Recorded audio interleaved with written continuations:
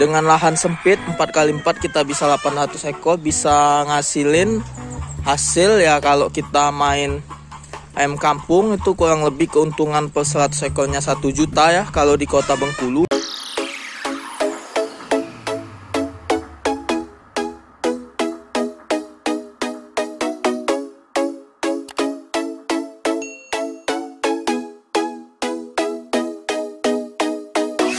Oke, baiklah bosku semuanya, kembali lagi bersama saya di channel Peternakan Ridwanfa. Video kali ini saya akan membahas video tentang ini ya, permintaan subscriber membahas tentang contoh desain kandang minimalis untuk di lahan sempit. Nah, jadi ini kebetulan saya akan rekomendasikan contoh kandang ini khusus untuk di lahan sempit. Nah, jadi di sini kenapa saya rekomendasikan? Karena dengan lahan hanya segini ya, ini kurang lebih 4 meter persegi, 4x4. Nah, 4x4 meter bisa kita maksimalkan isi ayam 800 ekor bosku. Nah, jadi kenapa saya bilang 800?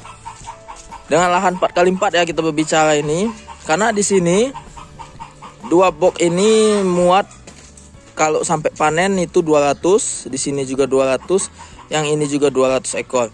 Jadi kalau bosku pernah nonton channel saya yang ayamnya sudah gede, ini kan baru udah panen nih, baru selesai panen, makanya kosong. Ini baru check in lagi ya, sebanyak 4 box tuh check in lagi. Nah, jadi di sini saya rekomendasikan dengan ukuran 4x4 bisa menampung 800 ekor. Karena tengah ini saya sengaja untuk tempat bakar ya bos, bakar sampah. Karena untuk pengasapan kandang, kalau kita mau pembakaran diubah ke sini ya bisa. Jadi di sini jadi kandang satu lagi. Jadi 4 kandang itu maksimal hasilnya dapat 800 ekor ya, kita ternak ayamnya. Nah, jadi dengan 800 ekor ayam itu ya bosku, kita sudah dengan lahan sempit 4x4 kita bisa 800 ekor, bisa ngasilin hasil ya. Kalau kita main ayam kampung itu kurang lebih keuntungan per 100 ekornya 1 juta ya kalau di Kota Bengkulu. Karena di Kota Bengkulu sistemnya itu per ekor bos, bukan per kilo.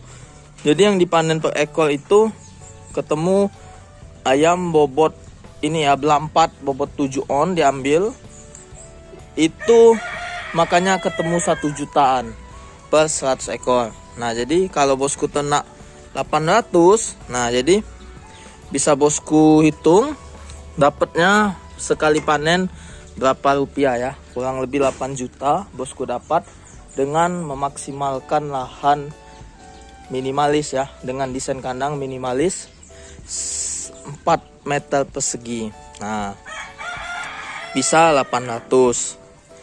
Nah, di situ kenapa saya nggak mau buat di sini tengah lagi, karena ya kalau saya kan mau menginformasikan ke bosku untuk model-model kandang. Nah, jadi kalau saya isi ke sini jadi nggak kelihatan tuh model tampilan jadinya, ketutupan dengan kandang satu lagi di sini. Nah, kenapa? Karena ya untuk informasi itu kan kita mau ngasih yang jelas itu ya bosku. Jadi makanya saya nggak mau maksimalin di sini lagi. Jadilah saya buat di tengah sini untuk pembakaran sampah, biar ayam ini kan sesekali dapat yang namanya pengasapan kandang. Nah, terus pemosisian kandang kalau untuk pembesaran itu usahakan matahari pagi hidup dapat bos. Nih matahari dari sana langsung nembak ke semua kandang ke sini ya. Nah, jadi kandang ini langsung kena cahaya matahari, apalagi anakan itu sehat ya, apalagi alasnya sekam ini, saking hangatnya matahari pagi dia minggir ke situ, tapi sehat ayamnya bos tuh. Nah, jadi Dengan model seperti ini juga manajemen kita dengan kotoran juga lebih bagus, juga bisa kita manajemen. Nah, kandang ini kan ada plus minus semuanya, bos.